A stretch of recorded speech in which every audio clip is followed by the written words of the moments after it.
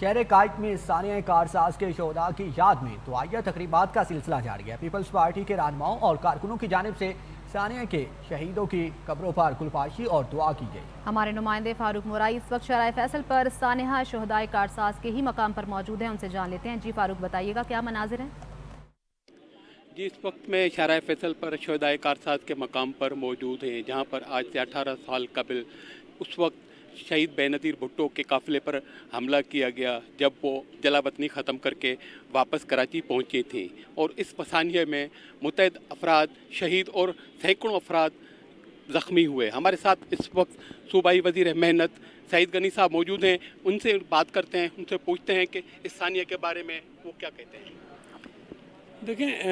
پاکستان کی تاریخ میں دہشت گردی کے بہت واقعات ہوئے ہیں، لیکن ثانیہ کارساز اس لیے مختلف ہے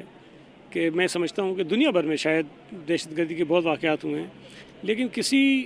پیسفل پولیٹیکل ایکٹیویٹی کے اوپر ہونے والا شاید یہ سب سے بڑا واقعہ ہوگا، اور اس میں 250 سے زائد ہمارے کارکن شہید ہوئے، 500 سے زائد کارکن زخمی ہوئے، کئی اس میں ایسے ہیں جو پوری زندگی کے لیے معذور ہو گئے۔ لیکن ہمارے کارکنوں کا حوصلہ دیکھیں کہ اس ریلی سے پہلے بھی یہ امکان تھا، دھمکیاں تھیں کہ بم پھٹے گا، دھماکے ہوں گے، دہشت گردی ہوگی، لیکن اس کے باوجود بھی لاکھوں کی تعداد میں محترمہ کا استقبال کرنے آئے۔ پھر اس واقعے کے بعد بھی محترمہ جہاں جہاں گئیں، ملک کے جس شہر میں گئیں، جس صوبے میں گئیں، دھمکیاں وہاں بھی تھیں، امکانات دہشت گردی کے وہاں بھی تھے، لیکن بڑی تعداد میں وہاں بھی ان کا استقبال ہوتا تھا، ان کے جلسوں میں، ریلیوں میں لوگوں کی شرکت ہوتی تھی۔ جی، واضح رہے کہ اس ثانیہ میں 180 سے زائد افراد شہید ہوئے، دھمکیوں کے باوجود دوسرے دن شہید بے نظیر بھٹو